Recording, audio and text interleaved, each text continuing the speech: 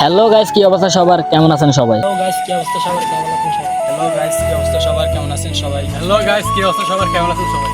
তো hey hello and what's up guys, কি অবস্থা সবার? আশা করি সকলে ভালো আছেন। আপনারা তো আলহামদুলিল্লাহ আমরা অনেক ভালো আছি।